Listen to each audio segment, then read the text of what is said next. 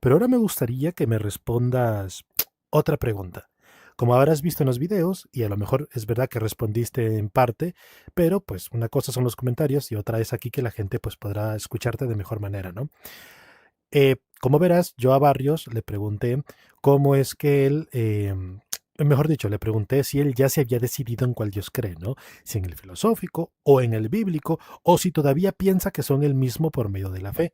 A lo que él me respondió que obvio que son el mismo y que el problema de la brecha, o sea, el problema de relacionar al Dios filosófico con el bíblico es un pseudo problema inventado por nosotros, que la tradición no distingue eso y que por eso él ni lo toma en cuenta porque es un pseudo problema.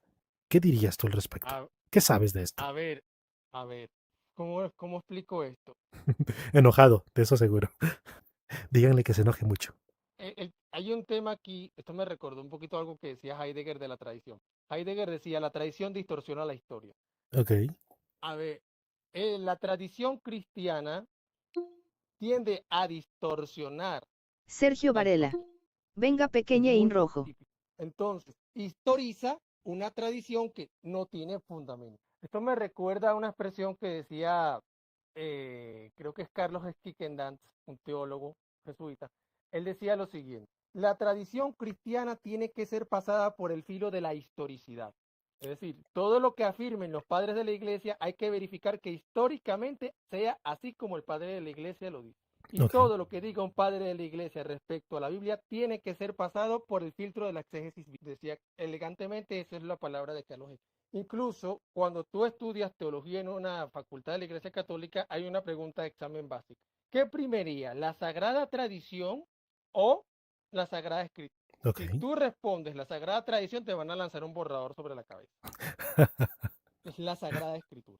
O, Porque o sea no que a, hay o sea un que a Jorge, comentario patrístico. o sea que a Jorge Barrios por ese comentario ya le hubieran lanzado el borrador en la academia. Sí, porque ningún padre de la iglesia y ni ningún teólogo escolástico, como es cristiano, pone sus posturas por debajo, perdón, por encima de la escritura, porque asumen que la escritura es tradición apostólica viva. Entonces, a ellos asumen que directamente encima está la Sagrada Escritura por encima de cualquier cosa que diga un padre de la iglesia. Aunque un padre de la iglesia se considere tradición eclesiástica y apostólica extrabíblica viva también. Pero, a Tony ver, Stark. un padre de la Hola iglesia Enki. no conoció al Jesús Saludos de la al gran escritura, Jesús no comió con Barrios. él y depende de lo que diga un testimonio bíblico. Muy bien. Entonces, lo que hace el padre de la iglesia es testimoniar la validez del texto bíblico en los primeros siglos, pero por encima de lo que él diga está el texto bíblico. Entonces, no es que primería la sagrada tradición, porque a algunos de estos padres siempre refieren es a un texto bíblico, que ellos los leen con unas herramientas filosóficas de su tiempo, eso. Pero ya Ratzinger decía elegantemente que no había que desprestigiar el esfuerzo que habían hecho los padres de la iglesia y los teólogos escolásticos, pese a los pocos recursos, porque bueno, es un esfuerzo valioso, es parte de la tradición cristiana, pa. No obstante, había que citarlo con cuidado porque no se distingue en lo literal de lo espiritual.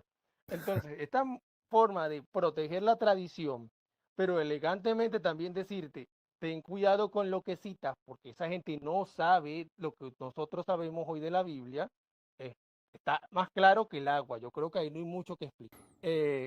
San Agustín, por ejemplo, primeriaba lo alegórico, y eso es muy típico de la patrística de escuela alejandrina, primorea lo alegórico por encima de cualquier cosa literal que diga el texto. Contrario a la escuela antioqueña, la escuela de Antioquía, los padres de la iglesia se clasifican en dos, la escuela de Antioquía y la escuela alejandrina. La escuela de Antioquía era muy literalista, muy literalista.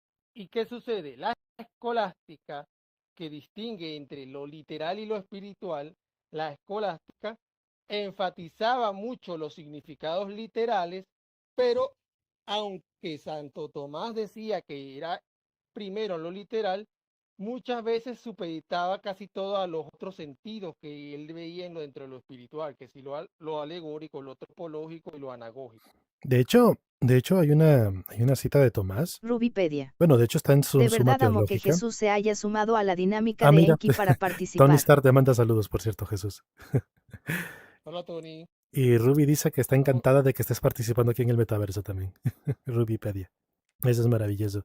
¿Qué iba a decir yo? De hecho, en la Suma Teológica de Tomás de Aquino, él mismo tiene una cita que a mí me llama mucho la atención, donde él dice que si el razonamiento natural, es decir, si tú como humano comienzas a hacer filosofía y tu filosofía te lleva a concluir que la revelación, es decir, que la fe revelada está equivocada, significa que esa filosofía necesariamente está equivocada, porque la razón humana pura sin la revelación está manchada por el pecado original. Sí, recuérdate que Santo Tomás y Sí, ese es totalmente. el tema. Y Santo Tomás está utilizando la idea de Justino. A ver, Justino decía que Platón, o bueno, Sócrates y Aristóteles, si no hubiesen sido griegos politeístas, habrían estado en el cielo. Ah, vaya. ¿Y arriba? Entonces, Amor sí, anda exacto. alarma. Entonces, Eso Jesús. Barrio es la Super Cool tu sobreestima avatar. que tienen ellos por su formación filosófica a la filosofía, pero que la filosofía, por ser sabiduría, debía conducirte a la revelación porque se supone que la revelación es fuente absoluta de sabiduría. Claro. Pero el tema de fondo Elizabeth es que Jiménez. ellos siguen siendo Me hombres tengo que del ir. siglo, en el Voy caso a de Santo clase. Tomás, un hombre Se del siglo cuidan. Chau, XIII, chau. que al Claro. final de sus días despreció toda su obra. Cuídate, Elizabeth. Claro. Al final de sus días despreció toda su obra. O sea, Santo Tomás al final de sus días dijo todo lo que he escrito es paja delante de lo que se me ha revelado. Entonces, ahí hay un problema de fondo. Sí, conozco ese evento. Supuestamente él tuvo como una epifanía, ¿no? Como una revelación más donde Sí, Dios como sí, supuestamente le mostró la verdad total y entonces él dijo que comparado a lo que le habían revelado, todo lo que él escribió era pura paja, dijo. Algo así. exacto. Al final despreció toda su obra.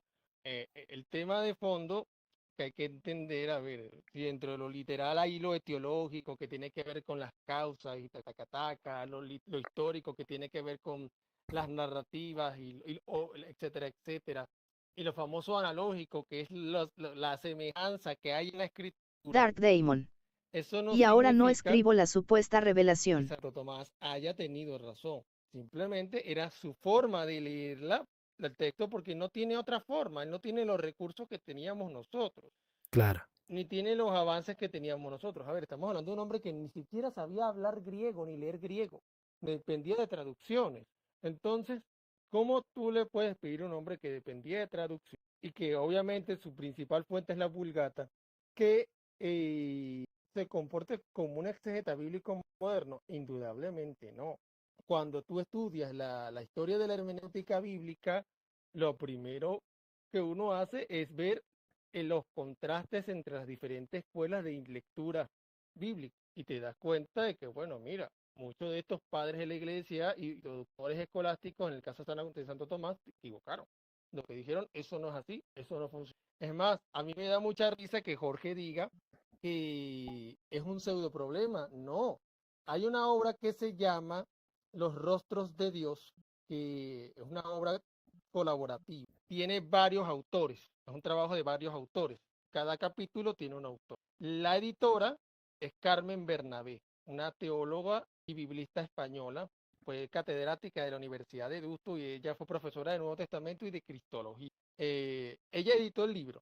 En el prólogo escribe Santiago Guijarro Porto. Santiago Guijarro Porto es teólogo y es sacerdote operario diocesano.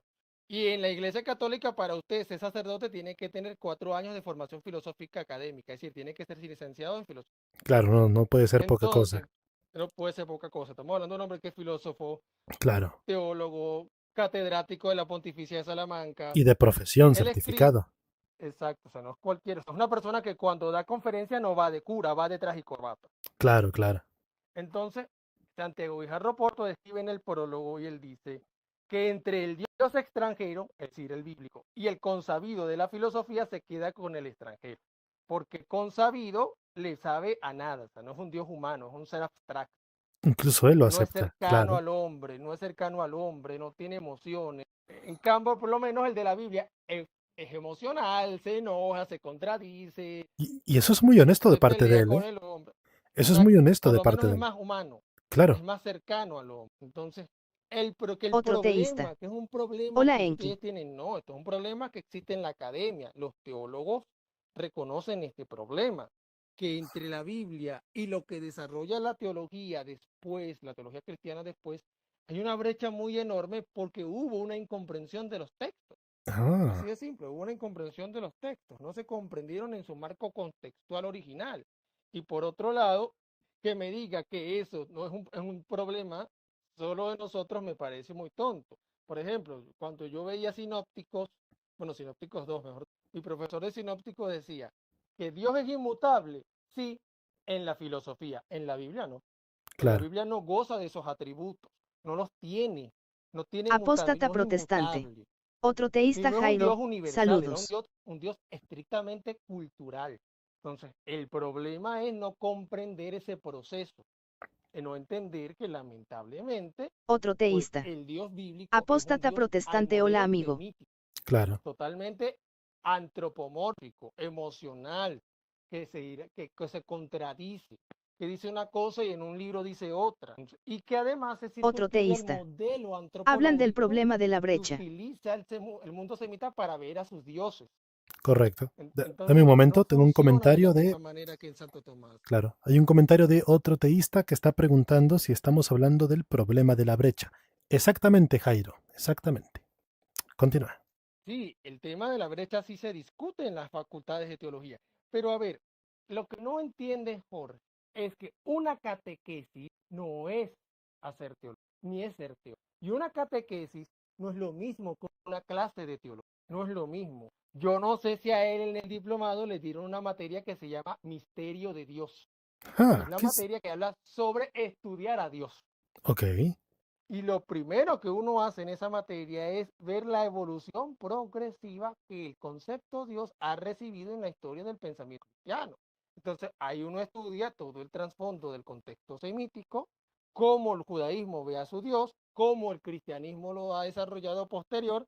Y una de las primeras cosas que uno estudia es Otro la teísta. profunda inserción Enki, de puedo la hacer de filosofía cristiano griega en para el dar una pensamiento respuesta al cristiano. problema. Incluso hay un teólogo, Joseph Krupa, que dice, si no hubiese entrado el cristianismo a hablar con filosofía griega, jamás en la vida el cristianismo, claro, dame un momento. Hay un porque comentario de no tiene Jairo que otra dice, forma. Enki, ¿puedo hacer de cristiano para dar una respuesta al problema? Jairo, si puedes entrar aquí al metaverso, adelante, porque eh, nuestro pequeño Super Saiyajin rojo de acá no puede leerte ni escucharte, solo yo. Entonces sería muy raro que yo lo esté interrumpiendo para leerte y luego así y viceversa. Pero si tienes un teléfono, puedes entrar al metaverso. De hecho, nuestro Saiyajin rojo está desde un teléfono. Otro teísta. Solo vas a la tienda y escribes Ah, ok, VR ok. Chat. No Escribe sé en tu ni qué tienda es del Saiyajin. teléfono VR Chat, lo instalas, es gratis, no pesa casi nada. Ahí dentro se te va a loguear automáticamente con tu cuenta y me agregas. Me agregas como EnkiXXI y listo, puedes entrar aquí mismo. Y así ya puedes participar aquí en el metaverso con nosotros. Básicamente. Oh, odio mi avatar. Pero a la gente le gusta, la gente dice que te queda porque hablas enojado y tu avatar está como enojado. Y encima está rojo como encabronado. Ah, pero es que me enojan ellos, o sea, de verdad ellos me enojan. Eso es Porque, maravilloso. a Amor ver, anda alarma. dicen cosas que Me yo no sé encanta de tu qué avatar. libro de teología se los están sacando. Rubipedia. Pero Eso es es lo que genial me avatar. exaspera. Por ejemplo, cuando yo veía antropología teológica, a Apóstata mí me encantaba protestante. el tema de Está cómo hermoso había Jesús. que Un entender arenque la super narrativa del saiyajin. Génesis. Muy bien. A ver, eso lo ves tanto en la antropología teológica como en libros de antropología bíblica. Eduardo Arens dice algo que a mí me encanta. No vean el texto del Génesis como un texto ontológico al estilo Aristóteles, porque no funciona así. Es que no está allí esa idea ontológica de una creatio estilo, no aparece. Esto me recuerda Esto me recuerda un intento que tuvieron los de teísmo metafísico para tratar de explicar por qué el Dios filosófico sí es el bíblico. Ellos mencionaban algo a lo que llamaban la metafísica del éxodo. ¿Y en dónde hay metafísica en el ego? En la expresión, ves que hay una parte en el éxodo donde Dios parece que se le aparece en una zarza o algo así, a no me acuerdo cuál de los apóstoles, no me acuerdo quién era, pero la A frase que Dios Moisés. dice, ajá, creo que fue Moisés, pero tal vez con esto lo ubicas mejor, es cuando Dios le dice a uno de ellos, yo soy el que soy. A esa expresión le aplican una supuesta metafísica donde concluyen que cuando Dios dice yo soy el que soy, lo que está diciendo que Él es el ser de la filosofía, ¿no? La causa incausada, el ser inmutable, máximamente simple, la esencia y la existencia identificada en una sola y bla, bla, bla, bla. La expresión griega ego eimi hoon. Ok. Pregúntele a Ahí Carlitos. está la hermenéutica analógica de nuevo. No, Entre no paréntesis, funciona así. eisegesis, ¿no? Sí, no funciona así. Ok. Eh, la, primero que eso es un error de traducción. Ajá. En la versión hebrea no dice yo soy el que soy, dice Eye Asher Eye, yo soy el que seré. Y se refiere a que es el Dios que está eternamente con su pueblo. Es decir, el Dios que lo sacó de Egipto es el mismo que ha estado con ustedes siempre. Eso es lo único que plantea.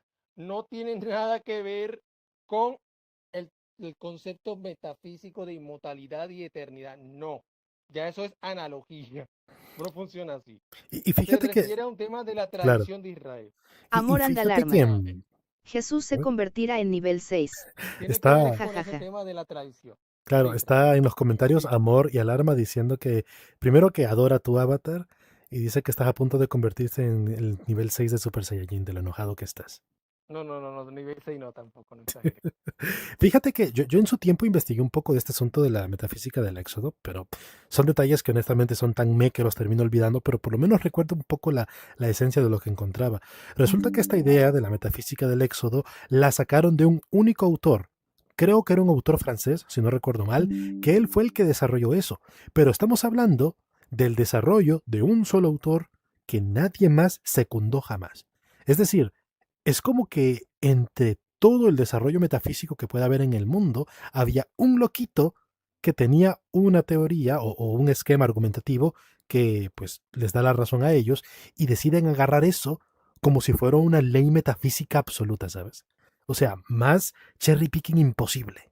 Porque es la intención de sustentar a capa y espada que Santo Tomás es la máxima carta de lectura bíblica y que la metafísica está en todo, Ok, no necesariamente. Porque tú tienes que entender cómo es la mentalidad del autor bíblico, que en primero no es un griego y que escribe mucho antes de que Aristóteles nace. Entonces, eso es fundamental entender. Esa analogía, si tú la quieres hacer, es válida, pero no es legítima con el texto bíblico. Ese es el tema de fondo. Y a ver, a mi criterio, ellos están Otro defendiendo teísta. a Fue a Santo Tomás Discord pero como si no ellos sé cómo fuesen la entrar al gran y León metaverso. XIII. Y no funciona así. No funciona así porque lamentablemente es lo que estoy diciendo. Tomás de Aquino tiene un contexto histórico, cultural particular y una época particular. muy bien. A ver, parece que otro teísta quiere entrar al metaverso, pero dice que no sabe cómo. Otro teísta, si me estás escuchando, tienes que ir a la tienda de aplicaciones de tu teléfono, como cuando instalas WhatsApp o como cuando instalas cualquier otra aplicación. Una vez estás ahí en la tienda, vas a escribir Rubipedia. VRChat Otro teísta y lo busca instalas. VRChat. Ujú. Darth Así como lo Damon. escribió Ruby en los Otro comentarios. teísta es en la Play Store o iOS. Es bastante problemático este asunto entonces porque muchas veces cuando una persona que a diferencia de ti no saben de estos temas mucho, no conocen todo este trasfondo, solemos quedarnos con la autoridad con la que estas otras personas suelen hablar, ¿sabes? Tanto que pareciera que ellos están hablando desde la academia, desde el consenso académico, ¿sabes? Muchas veces nos lo cuelan de esa manera. No, incluso una de las cosas que ocurre es que los biblistas han sido muy enfáticos en entender, en aclarar este aspecto, que hay una serie de escritos que cada uno obedece a una época y un periodo particular con unas influencias particulares y que ya el desarrollar ontología a partir de la obra ya depende de lo que hizo Tomás, una forma analógica de lectura, pero que no realmente obedezca a la mentalidad del texto en su sentido original. A ver, lo que decimos, por ejemplo, en hermenéutica decíamos, bueno, ¿qué dice el texto en su sentido original? Bueno, el texto en su sentido original, el caso, por ejemplo, de Isaías 7:14, dice que al rey Ahaz se le prometió un niño, ese niño es el que le marca los tiempos al rey Ahaz para que termine la guerra sirio-efraimita. Perfecto. Esto es lo que dice Isaías 7. Mateo 1:27 dice que se refiere a Jesús. En el sentido original, ¿eso es correcto? No, no es correcto porque no es lo que dice Isaías 7. En el contexto del Mateo, el evangelista, pues es válido para Mateo, para los cristianos.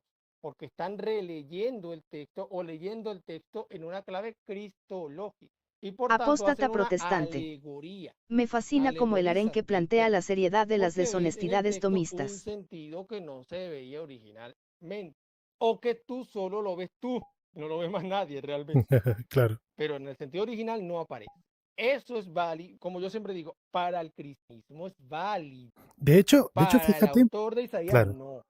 De hecho, fíjate que eso es algo que yo suelo decirles a ellos muchas veces, que yo creo que ellos, a veces por darles un poco el beneficio de la duda, lo que digo es que a lo mejor no se dan cuenta de que muchas veces su discurso, cuando vienen aquí a hablarnos de este tipo de conexiones entre el filosófico y el bíblico, y entre otras cosas, está hecho del creyente para el creyente, ¿sabes? Es como algo de puertas cerradas en la iglesia. Porque cuando este discurso se lo traes a un escéptico o un ateo, pues no encaja, no es compatible, porque dentro del discurso ya están pidiendo que presupongas cosas que solo un creyente va a presuponer. Es como tú dijiste, es como confundir la teología con la catequesis. Sí, ese es el tema. Eh, la madurez que se necesita para comprender cómo es la evolución del pensamiento teológico cristiano y cristiano es mucha, porque tú te vas dando cuenta que no es tal cual como realmente te lo vendieron. Y implica ser muy maduro y entender, bueno, mira, para nosotros los cristianos es válido, es así, lo entendemos así, pero estamos conscientes de que el texto tiene esta naturaleza, plantea esto y dices esto. Claro, tener esa madurez implica ser honesto. Y algo que no quiere el cristianismo es meterse en la honestidad, porque es perder el negocio, es perder el Claro. negocio. Entonces es muy delicado el tema. Entonces siempre te atan que al magisterio dice y Roma locuta causa finita, porque lo dijo Santo Tomás, porque es lo que hizo León XIII. Si tú lees la Eternus Patris de León XIII, eso es una loa a Santo Tomás.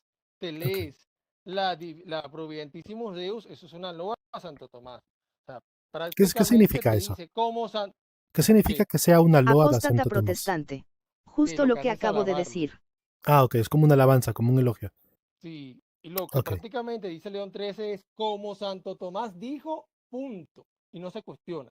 Años más tarde, Pío XII escribe Divino Aflante Espíritu y Pío XII prácticamente dice, es que mi antecesor León XIII no tenía los conocimientos que tenemos ahora y bueno, toca corregir. Claro. Entonces, agrega que hay que usar la lengua griega, la lengua hebrea, que hay que meterse en lo histórico, en lo etnográfico, en lo literario, en el tema de los géneros. Años más tarde, el Concilio Vaticano II agrega en una constitución dogmática, que me parece que Jorge se la tiene que leer, que dice claramente leer los textos en su género literario, ok. Años más tarde, en el año 93, se promulga la interpretación de la Biblia en la Iglesia que habla acerca del método teológico, pero al mismo tiempo agrega el tema del método histórico crítico, el análisis literario, meterse en las historias hermenéuticas y aceptar que hay relecturas, que esas relecturas pueden ser perniciosas. Entonces, luego viene Benedicto y le agrega el tema de que, bueno, los padres de la Iglesia, por muy buen esfuerzo que hicieron, ellos no son exegetas contemporáneos y lo mismo los escolares. Y bueno, Ratzinger reconoce que la Biblia tiene escenas terriblemente oscuras y que eso tiene que ver con el contexto sociocultural y necesita de una lectura en el contexto histórico-literario y no bajo los esquemas del Amor anda pensamiento alarma. cristiano. Súper Aunque alegue interesante. que bueno, pero también Jesús dando dentro de la fe sabiduría pura. cristiana, Los tomistas tiemblen Claro, con pero Emar para leerlos Barrios. dentro de la fe cristiana, tienes que primero ser honesto con el texto en el marco del contexto histórico literario y después es que puedes decir, bueno, en el marco de la fe cristiana es válido decir, pero válido no significa que sea legítimo con lo que el autor en el texto quiso decir, es muy diferente. Y ese nivel de honestidad es muy cómplice, muy difícil de alcanzarlo dentro del pensamiento. Entiendo. Vaya. Aquí está diciendo Amor y Alarma que hay demasiada sabiduría en ti. Y que no te cambies de avatar. Que se te luce. Bueno, que se note mi enojo. Sí, que se note mucho. Pero a ver, ¿cómo fue exactamente lo de tu avatar? O sea, sí es el personaje, pero no es la forma que esperabas, o no es para nada el personaje que buscabas. No, yo cogí este primero, pero luego vi a uno que estaba más guapo, Ah, escogí al guapo, no sé por qué el guapo no se guardó y se guardó fue. qué desgracia. ¿Te gustaría, no sé, dar como un mensaje a todos esos tomistas y filósofos cristianos de TikTok que pasan hablando de todo este asunto? Mm, lo haré con una frase de Runner que a mí me gusta mucho y que la repito como mantra. Runner decía, una filosofía cristiana es bautizar la filosofía. Caramba, potente, Me gusta directo al esa grano. frase. Siempre me gustó esa frase.